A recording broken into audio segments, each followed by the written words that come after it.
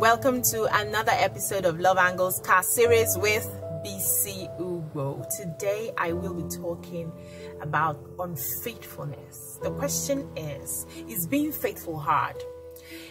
I've heard a lot of people say being faithful is not hard. Once you make up your mind, I want to do this, I want to do that. But if being faithful is not hard, how come so many people are unfaithful in their relationships? That means something is wrong. How come so many people cheat? And I'm not just talking about single people this time around. I'm talking about married men and married women. The trend right now is even the married men and married women having affairs with other married men and married women. Is being faithful hard? And that's the topic for today.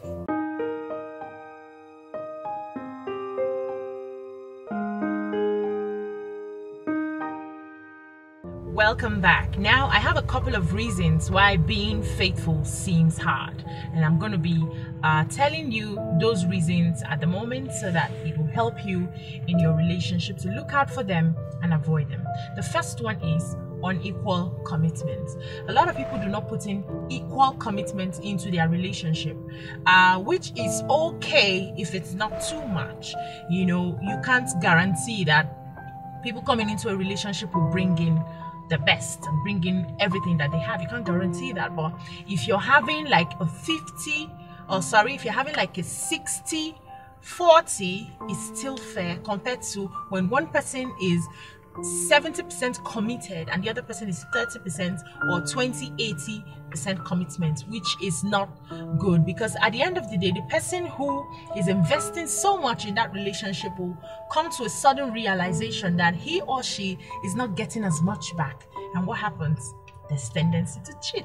All right, the second reason is curiosity. Some people cannot just stay in one place. They want to know everything that is happening everywhere. They want to sample. Now, one of the reasons people want to sample as much is you have a lot of people who are free-spirited. They are not ready to settle. They want to explore and they want to enjoy other people. They are not ready for commitment. Now, if you get into a relationship with somebody who is not ready to commit to one person for the rest of their lives, you are going to have a problem of unfaithfulness. For every Tom, Dick, and Mariah that tickles their fancy, they want to have a taste of them. The third reason why faithfulness seems hard is lack of intimacy. When I talk about intimacy, I'm not talking about just sex. I'm talking about being emotionally connected to your partner. A lot of people in their relationships over time have lost that intimacy. Because, you know, the first few months of your relationship, it's all rosy and all beautiful, and you guys are connected. You can't do anything without this person can't do anything without you. You must talk to the person how many times in a day, you must send text messages and all of that. But over time, you find out that all those things begin to reduce. And then if care is not taken, other things start taking your attention, and you realize that you guys are still dating or you're still married, but you're no longer intimate. And it could cause unfaithfulness somehow. All right. Now, the fourth reason I have is the grass is always greener on the other side. Some people cannot just work on their relationships and work on their marriages. They see other people and they want to copy them. They want to be like them. They always feel that the other person's partner is better than your partner. I've met a couple of guys who always did complain about their wives, and I will tell you, please, I don't want to hear. Don't tell me, don't come and complain about your wife. Let's take, for instance, I do something and they say like, I wish my wife can do this. I wish my wife can do it this way. I wish and I say, talk to your wife, tell your wife, teach your wife to do it the way you like it. You don't have to start comparing. I'm not your wife, or somebody else is not your wife. You don't have to start comparing other people to your partner. Even a lot of women do that. your husband is so nice, your husband is so good. My husband cannot do this for you, my husband cannot do that for you, my husband is always this. Watch it.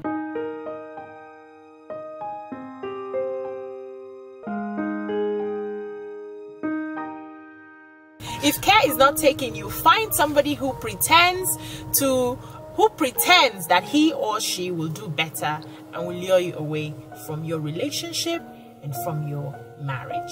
How many tips have I given? 4. The 5th tip right now is unrealistic expectations. That one is tough.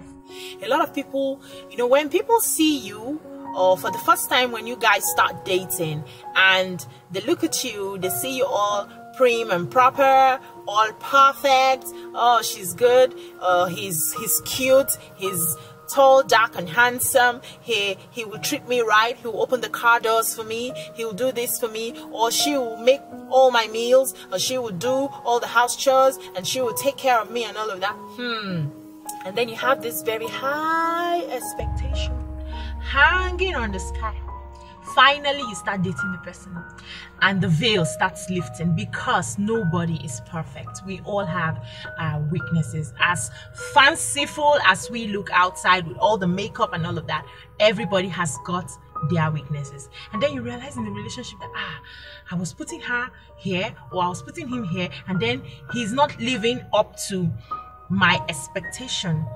Then instead of you to put your heads together and find ways to work that relationship and keep working on your perfections, you want to start looking outside and thinking, this dude there might be able to, he looks all good, all prim, all proper, all this, all that. I'm sure, okay, or this other person here will be the one. You keep searching and keep finding and keep searching and searching and searching for that one. There is no special one for anybody. People who are successful in their relationship, they work hard. They work really, really hard to keep at it. They keep working. We are still working to make sure that we are okay. Nothing is as it seems.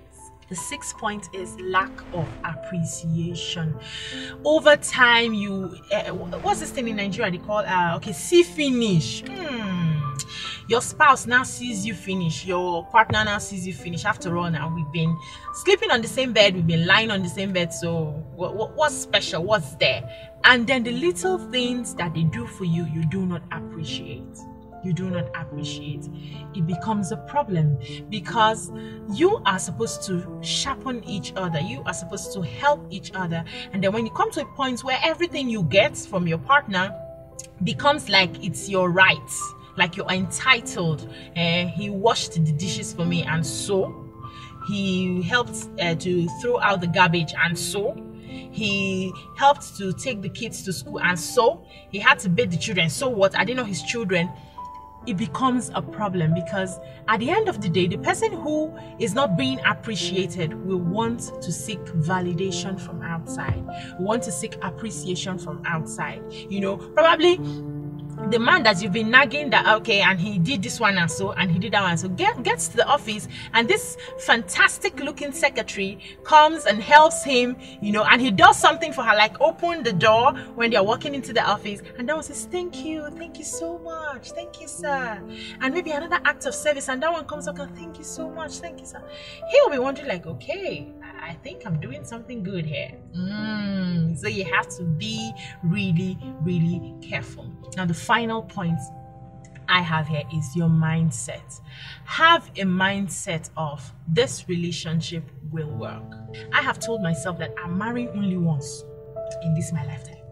Anyhow the devil wants to do it. I am married only once, and I am staying married, and there's nothing anybody can do about it. So if I have issues with my husband, I work on my issues. If I need to tell him sorry when I need to tell him sorry, I will tell him sorry. it will not kill me. If I need to swallow my pride, swallow it with eva or bitter leaf or bono, so that it will just go. I will swallow my pride. I am married. I am not leaving my husband's house. Okay, I have made up my mind, and so every issues that come, every issues that I have, with the mindset that we're not going anywhere, we have to sort it out. We have to solve that issue, and that is how you keep going. So when you are in a relationship, in a marriage that you know you want that bad, you need to make up your mind that this is going nowhere, and you work towards it. And when you set your mind to something, let me tell you what the universe does. The universe brings everything that will help you actualize what you have set your mind on to start coming your way.